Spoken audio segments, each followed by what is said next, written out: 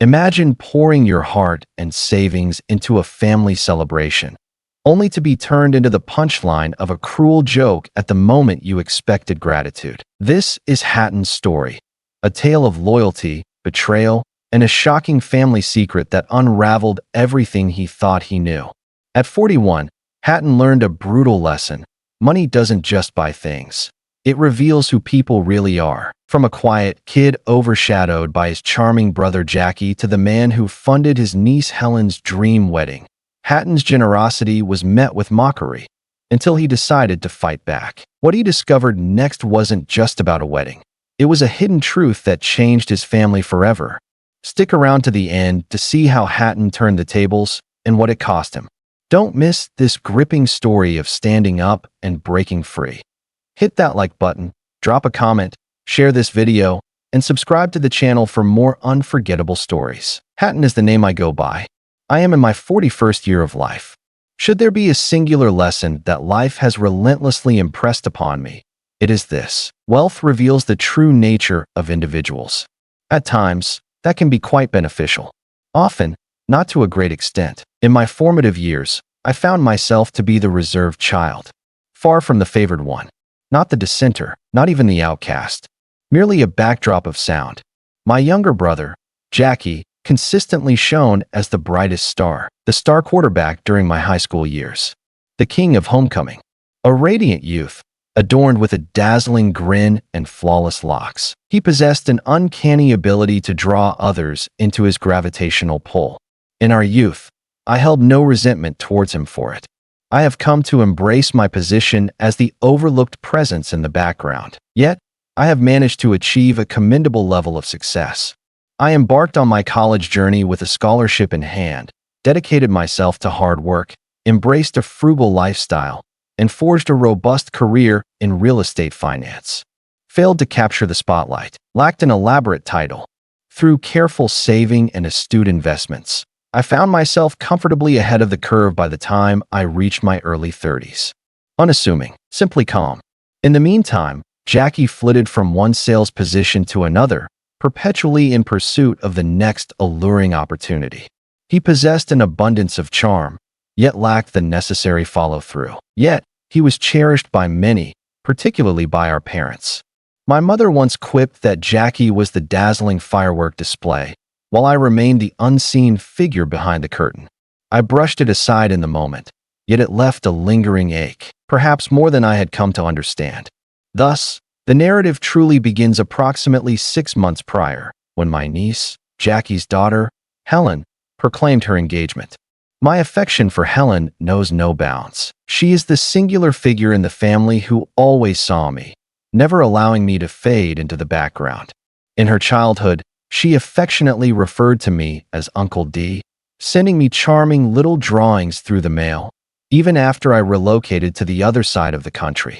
As she posed the question about assisting with the wedding, my agreement was instantaneous, uttered before her words could fully escape her lips. The wedding promised to be a breathtaking affair. A charming barn setting adorned with twinkling string lights, surrounded by the warm hues of late autumn foliage. She and her fiancé were determined to secure a particular spot in the Berkshires, yet the cost posed a significant challenge, particularly given that Jackie had, as expected, encountered a brief cash flow issue, as he put it. Helen called me, her voice quivering with a blend of hope and embarrassment. I reassured her, urging her not to fret. I would handle the venue, without any conditions. I transferred the deposit that very week. In the months that followed, I contributed to various other endeavors as well. Scattered fragments, a collection of small pieces, catering arrangement, florist engagement. I never put on a display of it. My name was unnecessary on any of it. My sole desire was for Helen to truly experience her moment. It was during a family dinner, just a few weeks prior to the wedding, that things took a peculiar turn. Jackie regaled us with an embellished tale of sealing a high 6-figure deal, while our parents glowed with pride as if he had just discovered a cure for cancer. My mother glanced at me and remarked, "You ought to take a lesson from your brother's confidence, Hatton. Your demeanor is consistently quite restrained."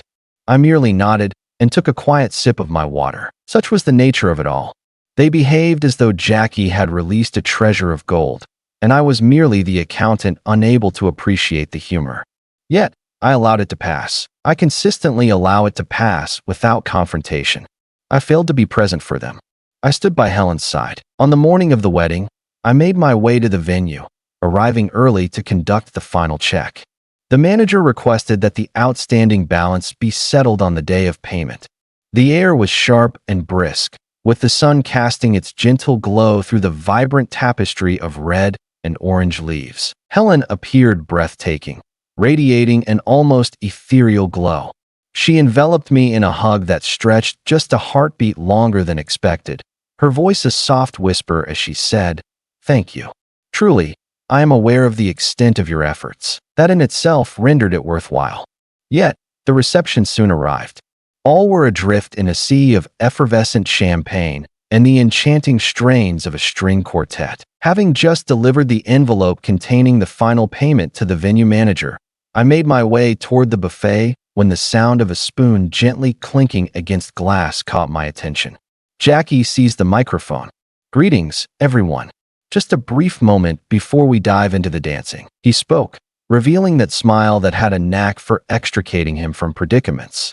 "I wish to express my heartfelt gratitude to a truly remarkable individual who has made all of this achievable." I halted abruptly, caught in a moment of stillness. Was he truly going to recognize my presence? In a public setting? He pivoted and fixed his gaze directly upon me. Let us all applaud the individual who only graced us with his presence when financial matters were at stake. Joyful mirth, intermittent clapping. I remained motionless, a glass of champagne cradled in my hand, my smile caught in a delicate balance between optimism and emptiness. Time seemed to stretch, as if all eyes were upon me, not with appreciation, but with a sense of mirth, as though I were the very punchline of a joke. I surveyed my surroundings. My mother laughed softly, wiping her eyes with a napkin as if it were the finest toast she had ever encountered. My father offered a nod of approval. Silence enveloped the room. Not a soul dared to utter a sound, not even Helen. In that fleeting instant, clarity washed over me. I was destined to be nothing more than a mere source of funds for them. I refrained from causing a disturbance. I did not leave in a huff. I turned around, walked steadily through the side door, and settled into my car for a moment, the chill of the leather seat pressing against my back. The phone rested quietly in the cup holder. I gazed at it, lost in thought for what felt like an eternity. Subsequently, I reached out to my bank. "Hello. I must halt a transfer." I spoke, my tone steady yet resolute. The representative exhibited both politeness and efficiency. "Absolutely. Which transaction are you referring to?" I provided them with the particulars. "A transfer is set for Monday, intended to finalize the payment for a honeymoon suite package, one I had silently consented to finance, as Jackie had indicated he would take care of it in due time." "It's done," the representative stated. "Is there anything more I can assist you with?" I gazed at the barn, aglow with twinkling fairy lights, as laughter flowed freely from the open doors. I watched as Jackie lifted his glass for yet another toast. Most likely yet another jest aimed at my expense. "Indeed," I proclaimed, "I would like to examine all the recent scheduled transfers associated with the event coordination company on record." Thus commenced the journey. The transactions recited by the bank representative echoed like a compilation of all the discreet efforts I had undertaken to bring this wedding to fruition. $3,000 to the florist. The cost for the photography package is $4,500. The cost for the shuttle buses to transport guests to the venue amounts to $2,200. And the grand one, the outstanding $12,000 for the honeymoon resort package that Jackie and his wife had chosen, feigning victory in a whimsical contest. "Cancel anything that remains unprocessed," I commanded, unwavering as a rock. "Additionally, please ensure the account is flagged for any forthcoming transfer requests from vendors associated with this wedding. I will reach out on Monday with the complete documentation." The representative from the bank took a moment to gather their thoughts. "Indeed, sir. Is everything all right?" I exhaled softly. "It is now." I lingered for an additional minute, observing the distant glow of the reception. The faint echoes of speeches lingered in the cool night air, almost audible to my ears. My hands remained steady. My heart remained calm. I remained utterly motionless. For the first time in ages, I found myself free from the burden of self-doubt. After that, I made my way home. Yet, this is precisely where the narrative began to unfold in captivating ways. That night, I remained silent, ignored the few lackluster messages Jackie sent hours later. Just wanted to say, I hope you didn't misinterpret the joke, my friend. All were filled with laughter. The atmosphere was filled with a sense of joy and playfulness. And reach out to me in the morning. We need to review the details of the final honeymoon invoice. There is no need for an apology, no recognition, merely a continuation of the same self-important, condescending drivel that I have tolerated for years. The following morning, I composed a single message. Only one. Contact the resort. A new reservation will be necessary. Perhaps a new wallet as well. Enter the tumult. I refrained from glancing at my phone until the clock struck noon. The missed calls accumulated, resembling snowdrifts in their quiet, untouched layers. 23 calls, 11 voicemails. Messages from my mother, my father, Jackie, and a few of Helen's acquaintances. The ones that stood out to me were those from my mother, who abruptly transitioned from, "I'm certain this is a misunderstanding," to, "How could you betray your own family?" Within a span of less than 6 hours, it seems that the fissures began to reveal themselves in no time at all. The venue had obtained their final payment. Absolutely. However, what about the vendors? The suite for newlyweds? What arrangements have been made for the transportation to the post-wedding brunch?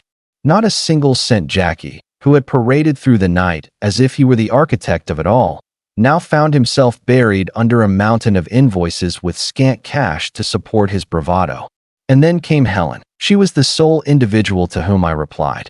That afternoon, her message arrived. Uncomplicated, truthful. What transpired, Uncle D? I was completely unaware that he would utter such words. I found no humor in it, I truly swear. My response has been delayed for quite some time. I found myself revisiting her message no fewer than 10 times before I mustered the courage to respond. I had no desire to impose any punishment upon her. Her kindness towards me had always been unwavering.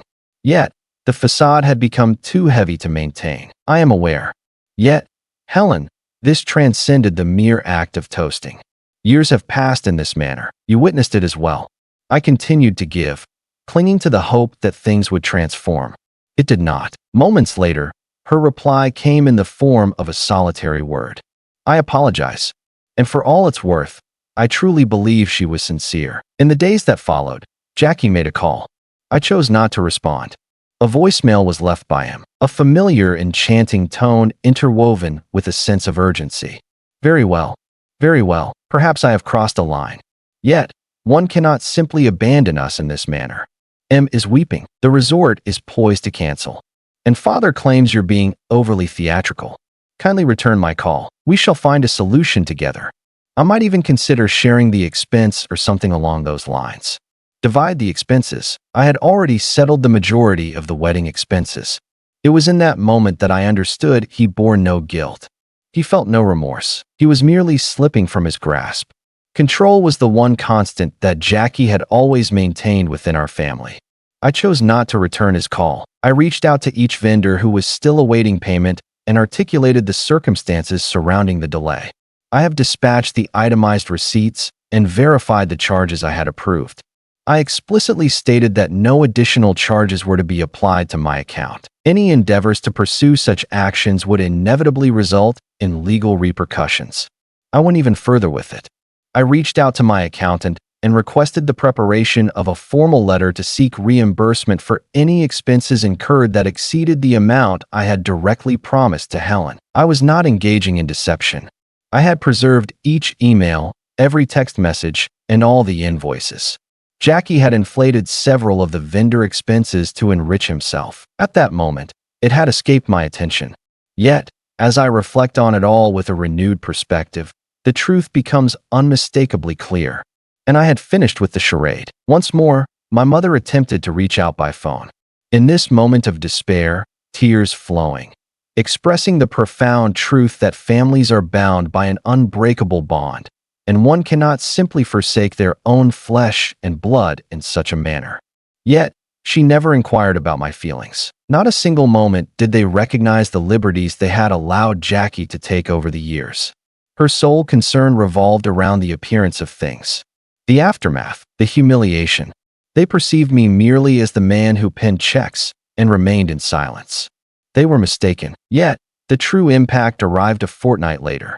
As I settled into my apartment, poring over the last of the vendor responses, an email from Helen arrived in my inbox. Subject line absent, merely her name. Within lay a photograph. A monochrome wedding photograph. Helen adorned in her elegant dress.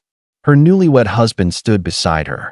Yet, Jackie remained absent from the frame. Beneath it, she had inscribed, "I thought you might appreciate this one. Additionally, I am preparing to relocate." Father's wrath is palpable, yet I believe I have finally gained a clear perspective on matters now. I appreciate all that you have done. I apologize for the delay in my response. For what felt like an eternity, I found myself fixated on that message. And that was the moment it struck me. This had transcended mere vengeance. This was about the long-awaited moment of recognition. At last, my voice resonates. But the true revelation?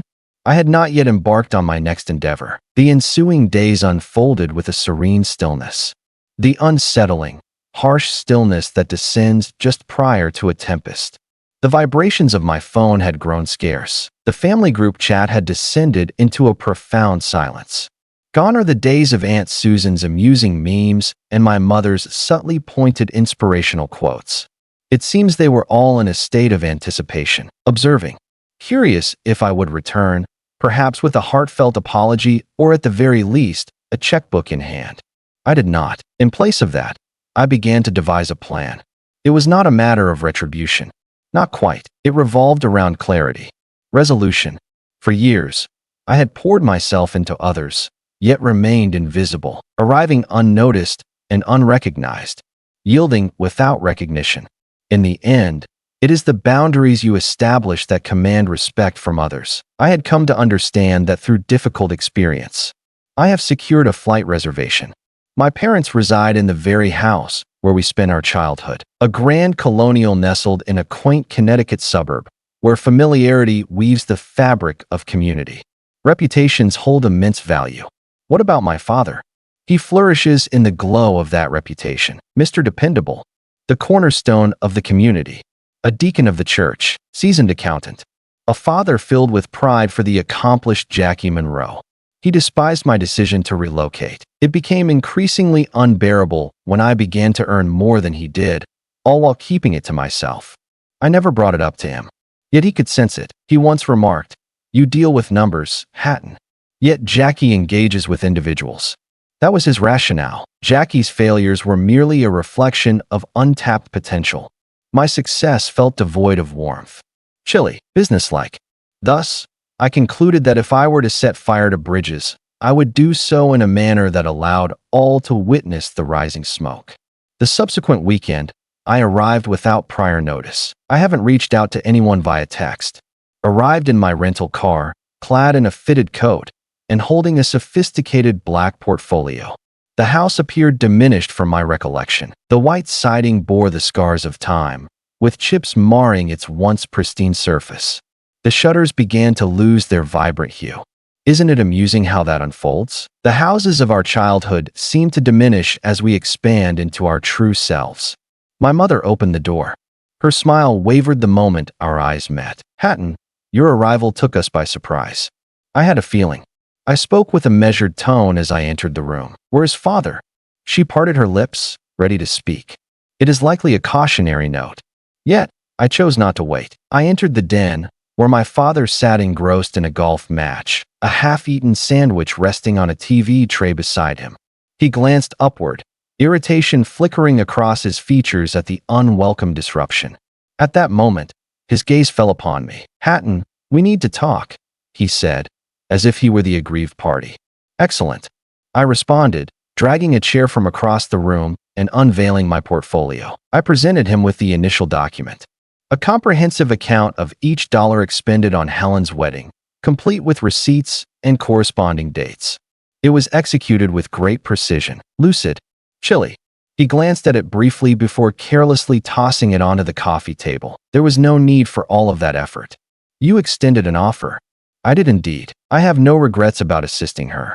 However, I did not consent to being ridiculed in the presence of the whole family. Oh, really? He exclaimed, a hint of derision in his voice. Jackie was jesting. You have always possessed a remarkable sensitivity. There it stood, that term. Delicate. The enduring label they affixed to me whenever I summoned the courage to voice my thoughts. I delved once more into the folder, extracting the subsequent paper with a sense of anticipation. This correspondence is from my legal counsel.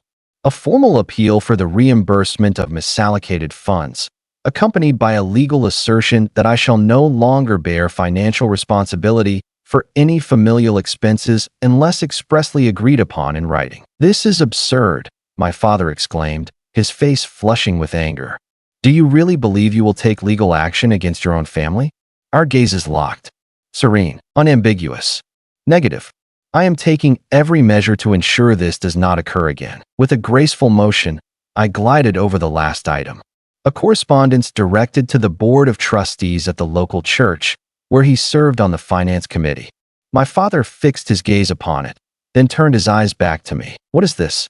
A detailed account of the imaginative financial strategies Jackie employed during the wedding fundraising efforts.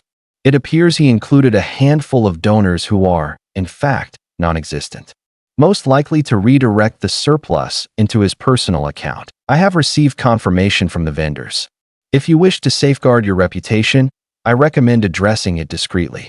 Before I proceed, his hands trembled ever so slightly as he carefully folded the letter closed. He remained silent. I did not either. As I rose to depart, my mother emerged into the hallway, her lips drawn into a tight line. Did you truly travel this distance merely to bring us shame? She uttered. I gazed at her for an extended moment. In that moment, I firmly replied, No, Mom. I arrived to put an end to the humiliation. The journey back to the airport unfolded in silence, a serene tranquility enveloping the atmosphere. Yet, what of the aftermath? That moment would arrive in due time. Jackie had recently embarked on his new career, stepping into a comfortable real estate position at a charming firm, owned by a friend of his father's from the golf course. A position that came into being solely through the influence of connections and the art of name-dropping. I had a file prepared for them as well, to avoid causing him to lose his job, merely to reveal the true nature of the adversary they faced. As I settled into the departure lounge, cradling my coffee and gazing out at the runway, my phone buzzed once more. It was Helen. Father is in a state of panic. It seems he has come to the sobering realization that his usual charm won't suffice this time. I have also discovered something intriguing. You may find it unappealing. I stared at the screen, momentarily taken aback. A gradual tension slithered its way up my spine. Then, another message arrived. It appears that your funds were not solely allocated for the wedding after all. There exists an additional element. A significant event looms on the horizon. I believe it is essential for you to witness it.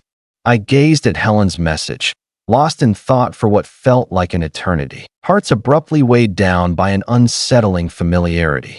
The familiar knot in my chest, one I believed I had unraveled long ago.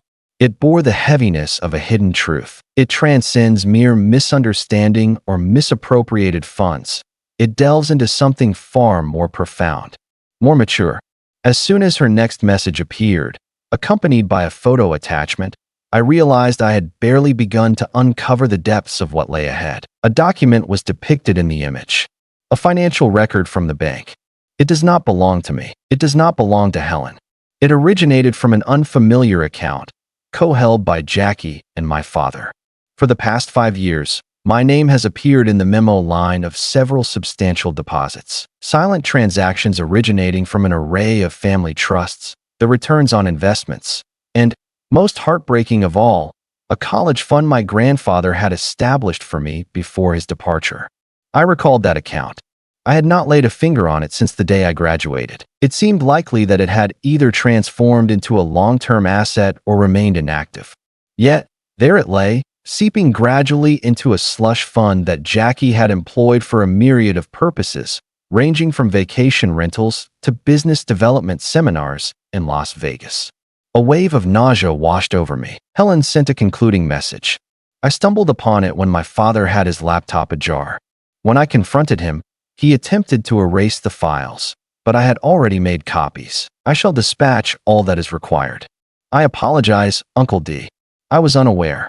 I was unable to reply immediately. I found myself in that terminal, enveloped by unfamiliar faces and a cacophony of sounds, with the departure boards flickering like distant stars, as if I had plunged into a past I never agreed to confront.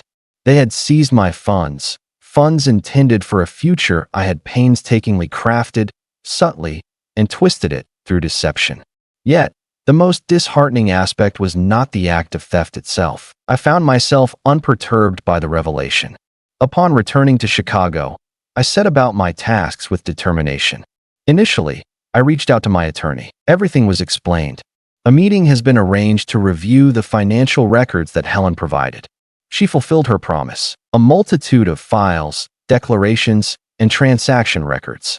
She had even succeeded in capturing screenshots of emails exchanged between Jackie and my father, featuring subject lines such as, "Let's keep this quiet, and don't tell Hatton yet. He is bound to pose an abundance of inquiries." We initiated legal proceedings within the week. No embellishments. No more heated family dinners. A sudden knock on the door interrupted the serene moment as my dad sipped his coffee on the front porch. The allegations were indisputable: misappropriation of funds, breach of fiduciary duty, and, most devastatingly, fraud, encompassing both civil and criminal dimensions. Some of the funds they had diverted originated from a dormant trust that was legally registered in my name, resources that cannot be obtained without permission. My mother attempted to reach out, left a voicemail that oscillated between tears and fury. "You are bringing about our ruin, Hatton. Is that truly what you desire?" "No," I mused. "This was never my desire. All I desired was a family that held me in esteem. That did not reduce me to a mere punchline. That did not take from me and label it affection. Yet, that was never a possibility." And now, the battle had begun. Months passed as the legal process unfolded. In that moment, everything transformed. Their standing in the community, the very thing my parents grasped onto as if it were a lifeline, endured blow after blow. My father received a request to resign discreetly from the church finance committee. Then the local newspaper got wind of the lawsuit. Nothing outrageous. A concise report submitted within the business section. Yet, in a quaint little town, the business section captures the attention of all its residents. The friendly gestures from neighbors have ceased. The calls from friends have ceased. Even Aunt Susan fell into an unsettling silence. Jackie, in his own way, attempted to weave a narrative around it. He shared a rather unrefined diatribe on Facebook, lamenting how wealth transforms individuals and how one might believe they truly understand someone until the matter of a will arises. A handful of sympathetic remarks began to flow in. However, it seems that someone, most likely Helen, decided to share screenshots of the financial documents directly in the comments section. The post vanished in the blink of an eye, gone within just an hour. Jackie's job also did. It appears that the real estate firm had indeed reviewed the file I submitted. After careful consideration, they had meticulously examined all aspects and discreetly withdrew their offer. They conveyed in the formal email that it was not a good fit for our culture. "We have no faith in you, and your theatrics are unnecessary." As the year drew to a close, he found himself back in the business of selling used cars. 6 months later, the settlement was reached. It fell far short. The judge nearly chuckled as their attorney attempted to assert that I was aware of the shared account. Ultimately, I received a complete reimbursement of all misappropriated funds, along with accrued interest, legal expenses, and a court-ordered written apology from both my father and brother. The apology unfolded precisely as one might anticipate, conveyed in a detached manner, likely crafted by legal counsel. Yet, I remained indifferent. What truly held significance was not the letter itself. It was the aftermath that unfolded. Every cent of the interest was donated to a scholarship fund established in honor of my grandfather, the individual who initially established that trust on my behalf. The fund would support children from families similar to mine, those who have been overlooked, underestimated, and advised to remain silent and express gratitude. What about the remainder? I retained the funds. I severed ties with those individuals. Silence on the line. There are no holidays. No olive branches extended. I remained calm. I refrained from gloating. I vanished without a trace. Some bridges simply do not merit the effort of reconstruction. 1 year has passed now. Occasionally, Helen reaches out to me. She departed from her parents' home soon after the conclusion of the lawsuit. She has secured her own apartment, embarked on the journey of entrepreneurship. She shares with me images of her beloved canine companion, inquires about advice on real estate. She shares that she is finally embarking on the journey of therapy. Once, she confided in me that I was the only adult in this family who ever regarded her as an equal. I felt as though I was merely a reflection of my father's ambitions, that held a significance greater than she likely understood. At times, I find myself pondering whether my parents gather around their dining room table, contemplating the missteps that led us to this point. I find myself pondering whether they think of me at all. Should they harbor any regrets? Yet, that weight no longer rests upon my shoulders. They wagered it all, their dignity, their name, their offspring, to implement a handful of additional checks and create a semblance of control. Ultimately, they face defeat. It extends beyond the lawsuit. Yet, I remain. I shall not return.